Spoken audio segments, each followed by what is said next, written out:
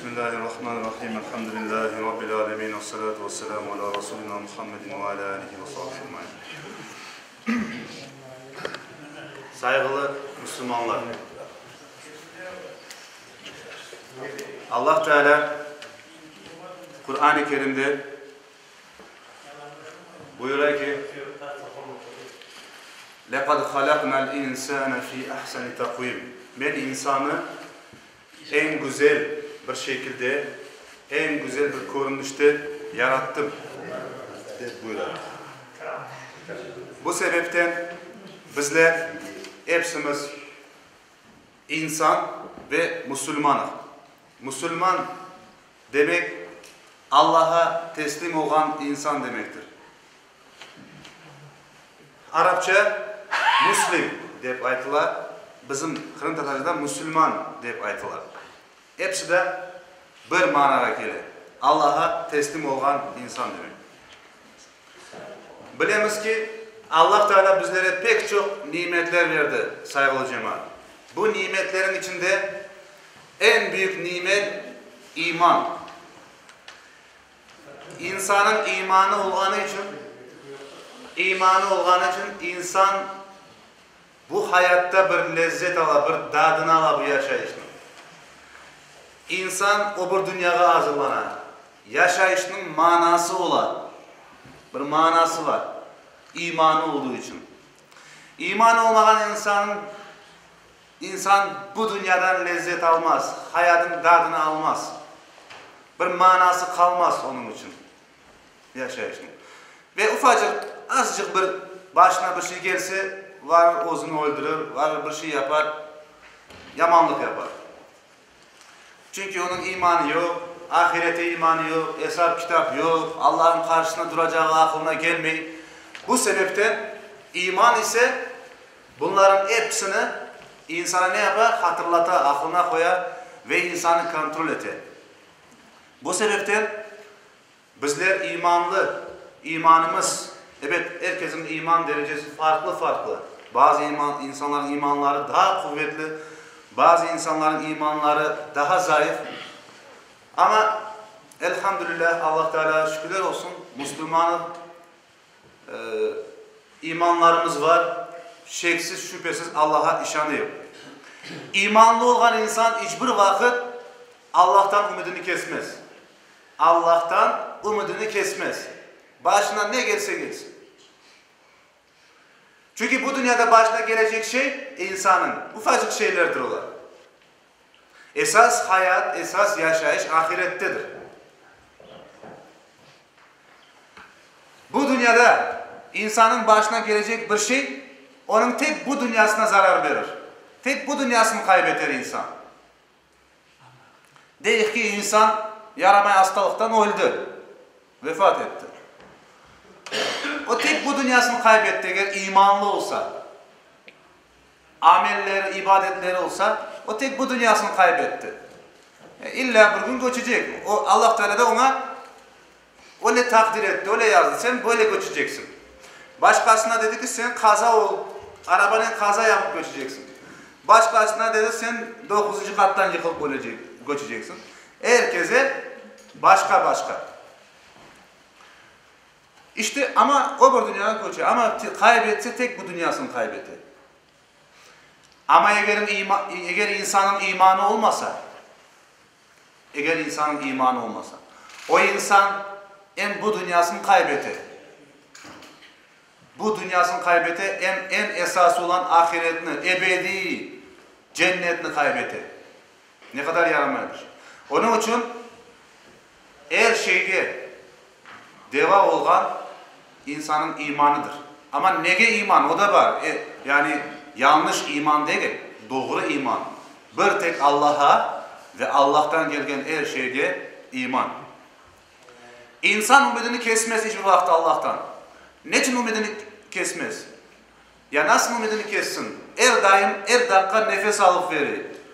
Sen umudunu kessin Allah'tan nefes aklına gelmeyecek mi? Sen nefes alıp verirsin. Bu nefesini toktamadan alırsın.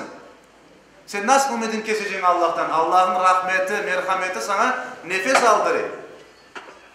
Doğru mu?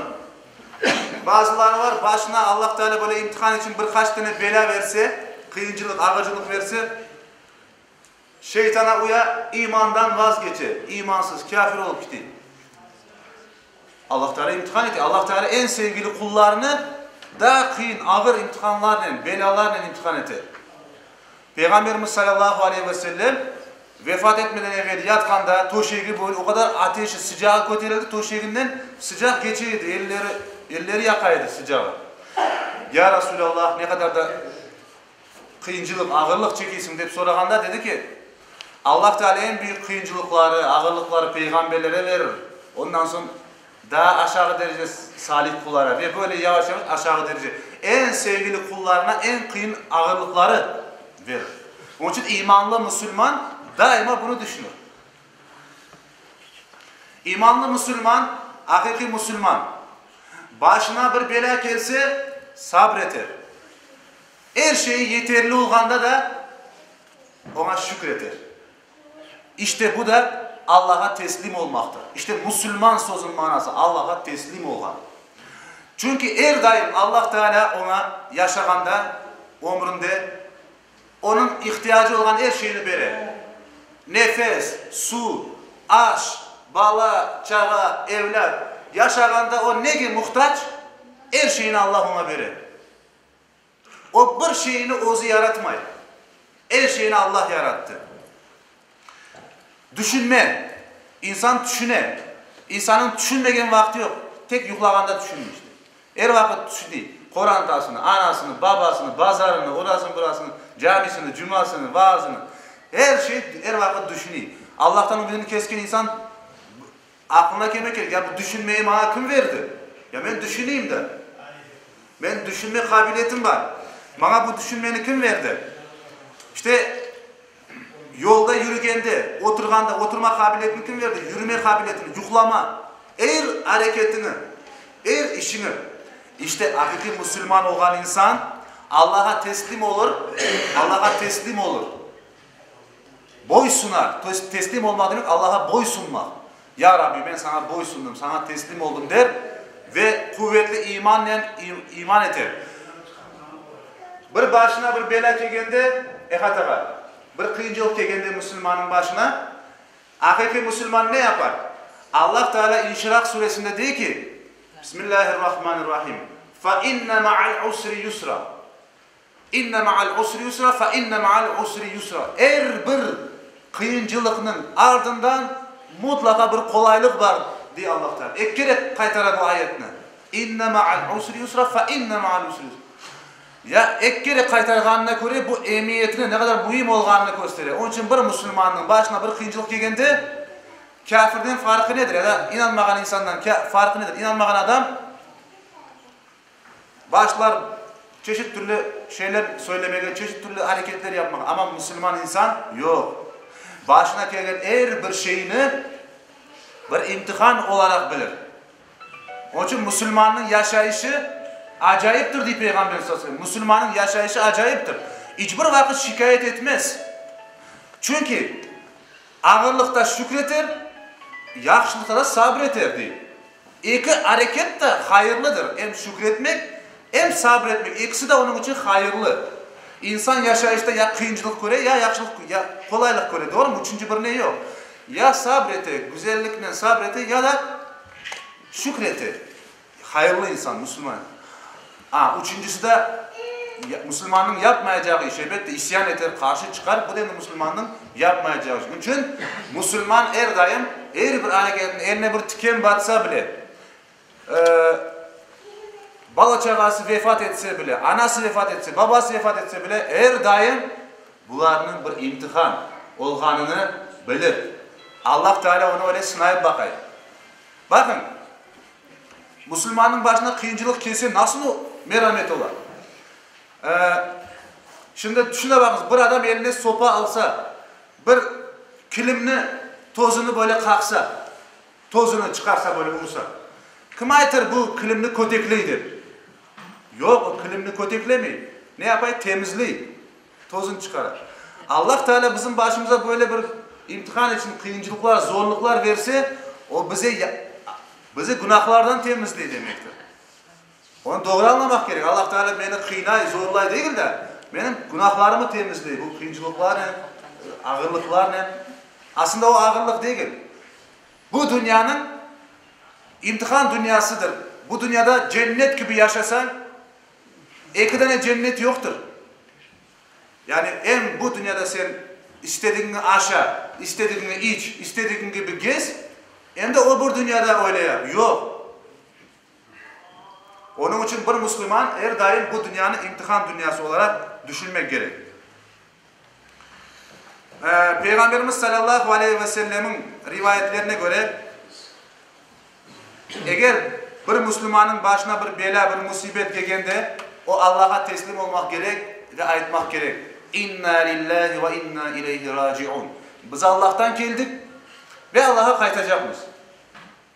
Ya Rabbi, bu başıma gelen belalarının, musibetlerinin sevabını bana nasip et. Bakın, onların sevabı var eğer sabretsen. Başına gelen kıyıncılıklar, yamanlıklarının sevabı var. Karşılacak bir şey. Yaxşılıkların sevabı var. Burada başına kıyıncılık, ağırlık gelgende sabretsen, çünkü sabrının karşısında Allah Teala sevap verir. Sabrının karşısında ceza, günah yok, sevap var. Onun için inna lillahi ve inna ileyhi raciun diyeceksin ve hadis-i göre Peygamberimiz sallallahu aleyhi ve sellem değil, ya Rabbi bu başıma gelen belalarının ecrini, sevabını bana ahirette ver diye buyurar. Onun için saygılı Müslümanlar, her bir vakit Müslüman Allah'a teslim olmak gerek. Ya Rabbi, her şey senden. Sen bana ne versen, takdirimde ne olsa ben ona razıyım deyip teslim olmak gerek. Hazreti Ebu Bekir'le Peygamberimiz sallallahu aleyhi ve sellem hicret etkende, Mekke'den Medine'ye hicret etkende, onlar kafirler arkasından kovalaganda, müşrikler arkasından kovalaganda, onlar saklandı Sevr mağarasına, kobasına saklandılar. O kobada, adı koba, böyle azıcık bir oyulgan bir yer. Böyle baksan göreceksin. Ama Allah Teala onlarını korçaladı. Ebu Bekir korkaydı ama o için değil, peygamber için. Ama Peygamberimiz sallallahu aleyhi ve sellem ne dedi? La tahzan innallaha ma'ana. Kederlenme, rahatsızlanma. Allah bizimle. Gördüğünüz de nasıl teslim olan. Eğer Allah seninle olsa başka hiç kimse sana zarar verip olamaz. Bakın saygılıcığıma. İman etken insan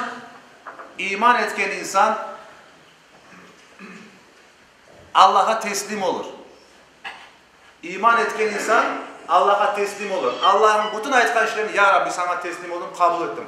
Kim Allah'a teslim olsa hem bu dünyada hem de ahirette bahtlı olur. Kim Allah'a teslim olsa ya Rabbi senin belgelerinden ben razıyım ya Rabbi. Allah'a teslim olan insan hem bu dünyada hem de ahirette razı olur.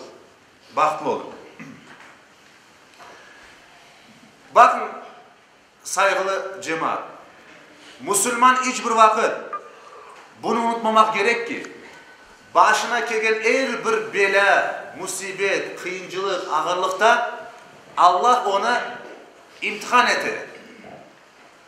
Testten geçirir, testirit yapar. İmtihan eder. Onun için her bir Müslüman başına gelen her bir imtihandan geçmekini tırışmak gerek. Geçmenin yolları belli. Kıyıncılıkta, ağırlıkta sabır, rahatlıkta imtihan, o vakitte şükür. İşte insan her bir başına gelecek aldan, imtihandan geçmek gerek ve böylelikle Allah'a ne kadar bağlı olganını, Allah'a bergen sözünü tutkanını gösterir. Eğer başına gelen belalara, musibetlerge, ağırlıklara, kıyımlıklara sabretse. Müslüman, Peygamberimiz hadiste ayet, Müslüman nege okşar diye. Eğer ona belalar, musibetler, kıyıncılıklar gelse o sümlük, bu otka okşar. Ot mesela pek büyük bir yel olsa, rüzgar olsa otları böyle yattırır ama otlarını tamurdan çıkartmaz. Ama kafirinin imanını büyük ağaçka, telekke okşatar. Büyük ağaç ama o yıkılmamak gerek, o yıkılar. Büyük yel olsa o yıkılar. Ama ufacık ot yıkılmay, tamırında durar. İşte Müslümanın imanı da böyledir. Başına gelen belalar, musibetlerin karşısında ufacık otlar nasıl tamırından çıkıp yok olmay yerinde durar ama ilgili ama dayana durar. Ama kafirlerin imanını da büyük tereklerge benzetiyor Allah Teala. Büyük terekinin sanki bizim aklımıza göre daha da dayanıklı olmak gerek de, tamırı daha büyük olmak gerek de düşünük ama onlar yıkılar. İşte Müslümanın imanı ve teslimiyetinin kafirin imanı ve teslimiyeti arasında fark büyüktür. Müslümanın en büyük yardımcısı Allah'tır. Onun için her bir Müslüman daima hasbunallah ve ni'mel vekil. Allah bana yeter, o ne güzel vekildir deyip işanmak gerek saygılı cemaat. Unutmamak gerek ki hem erkekler hem kadınlar bu dünyada imtihandan geçer. Bakın İbrahim Aleyhisselam Mekke'nin sıcaklarında o çölde Hacer anamızla beraber yanlarında İsmail'in oğlu var. Oğlanları İsmail. O sıcakta çölde ortalıkta böyle pazar magazin bir şey yok. O vakitteki çöller bir tane deve tapsan sevinirsin o kadar. O ben brozum değil. Bir devege oturup kurtulmak mümkün değil. Öyle bir çöl. Sonra İbrahim Aleyhisselam ben gideceğim dedi. Hacer Hanım dedi ki ey İbrahim bu Allah'ın emri mi? Elbet bu Allah'ın emri. Degende öyleyse sen işine bak. Sen var. Ben inanayım ki Allah bizi bırakmaz dedi. Bakın ne kadar büyük bir teslimiyet gösterdi İbrahim Hacer anamız. Yani hiçbir vakit ben ne olurum eken, alım çarem ne olur eken demedi. Gene İbrahim Aleyhisselam öz oğlunu kurban edecek vakitte ey oğlum ben üst üste düşünde göreyim ki Allah bana emretti seni kurban etmeye. Ne dersin bu alga? Degende ey babacığım Allah sana ne emretken olsa onu yap. Göreceksin ki ben sabretkenlerden olacağım dedi. Bakın en ağır imtihanlarla Allah Teala Peygamberlerine sınarlar. Böylelikle onların teslimiyetini ne kadar teslim olganlarını Allah'ın aytkanlarının karşısında karşı çıkacaklar mı yok mu bunu sınayı. Bakın insan akıllı olgan için daima sual soray. Ve dinde her şeyini akılla anlamaya tırışıyor. Akıllı. Unutmayın ki saygılı cemaat. Bu dinde her şeyini akıldan anlamaya imkan yoktur. Onun adı onun için din, iman, gayb yani cennet, cehennem, ruh, Allah'ın zatı gibi mevzuları insan akılla anlayamaz. Bu yerde insan semi'na ve ata'na eşittik ve itaat ettik, boysunduk deyip işanmak gerek, kabul etmek gerek. İnsan her şeyini akıldan anlamaya tırışıyor bu dünyada ve bazı vakitte sualler sorar. Allah şimdi ne yapar? Allah şimdi nerede? Allah böyle mi? Böyle başlar. Ona gerek olmayacak sualler. Ve aklının bularga cevap aramaya tırışıyor. Ve insan bularını aklının cevaplandırmaya tırışkanda farkına varmadan yanlış yolga gider. Yolunu joya, İslam'dan dışarıya çıkar. Bu sebepten Müslüman aklı almayan mevzularda Allah'a teslim olmak gerek. Allah daha yaxşı bilir. Peygamber sallallahu aleyhi ve sellem daha yaxşı bilir. Benim aklım bunu almaz deyip kabul etmek gerek. Her şeyin hakimiyeti Allah'ın elindedir. Her şeyin sahibi Allah'tır. O daha yaxşı bilir deyip kabul etmek gerek. Hürmetli Müslümanlar. Bu dünyada her şey Allah'a teslim oldu. Hiçbir vakit tiken aytmadı. Ya Rabbi ne için beni gül yapmadın demedi. Şikayet etmeyin. Ya da bir ufacık kuş, çimçik, torgay, serçe. O hiçbir vakit aytmadı. Ya Rabbi ne için beni kartal, büyük kuş yapmadın demedi. Bütün varlıklar, yıldızlar, yerin üstündekileri, göklerin her şey, herkes özünün varlığıyla Allah'a teslim oldular. Onlar tek bu dünyalık. Bizim gibi iki dünyalık varlıklar da değil. Tek bu dünyalık Ama gene Allah'a teslim oldular. Allah Teala Kur'an-ı Kerim'de buyuruyor ki Allah gökünü yarattı ve yerini yarattı. Ve o eksine aitti. İsteyip ya da istemeyip geliniz dedi. Eksi de isteyip geldi. Bu ayette Allah Teala bizge ayette eksi de istep geldi. Yani itaat etti. Gene Allah Teala Kur'an-ı Kerim'de buyuruyor ki bütün varlıklarının gölgesi yani bu salkınlığı ten gidere ten gölgesi. Eğer bir varlıklarının gölgesi bile Allah'a boysundu, teslim oldu. Şimdi bakınız, bir insan dursa, güneş bir taraftan olsa onun gölgesi, salkınlığı başka tarafta olmaz, ters tarafta olur. Doğru mu? Her vakit bu böyle bir Allah'ın emridir böyle. İşte bu her şeyinin gölgesi, bu salkınlığı bile Allah'ın emrindedir diyor. Allah'a teslim oldu. Her şey. Onun için bütün varlıkların içerisinde insana verilgen en büyük nimet, en çok nimet insana verildi. Bu sebepten insan daha da çok Allah Teala'ya teslim olmak gerek. Allah Teala ne ayet? Ve atiullaha ve rasûle le'allekum turhamun. Allah'a itaat ettim. Peygambere itaat ettim. Belki umut edilir ki Allah Teala size merhamet eder. Bakın Allah Teala'ya teslim olmak, Allah Teala'ya boysunmak, her şeyini bırakıp oturmak, ben Allah'a boysundum manasına gelmeyin saygılı cemaat.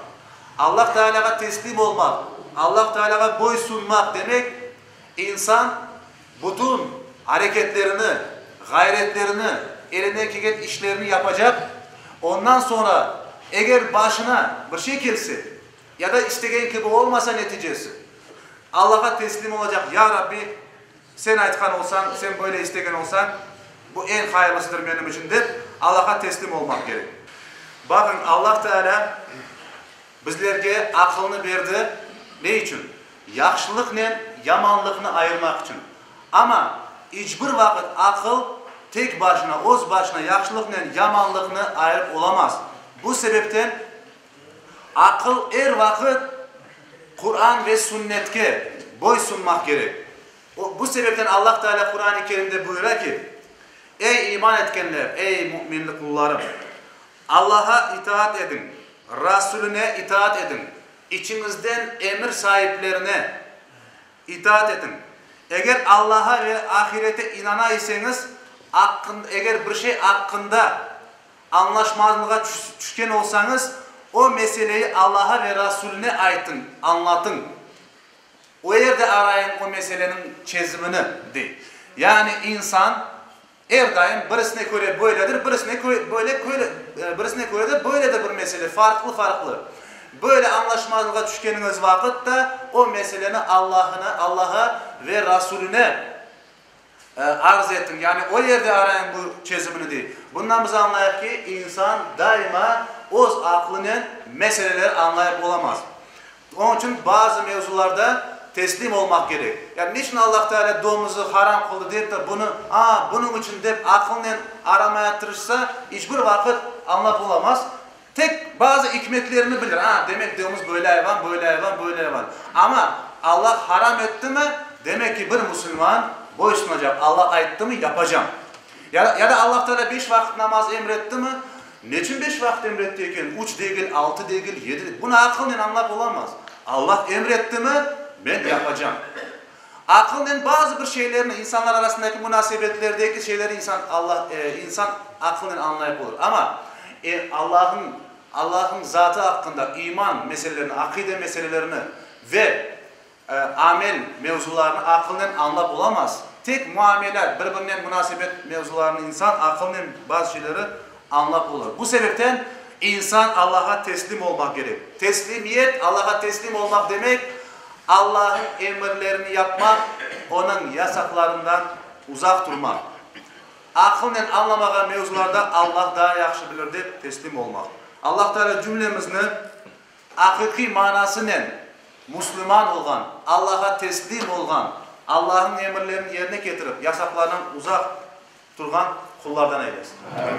Lillahi Teala el-Fatiha.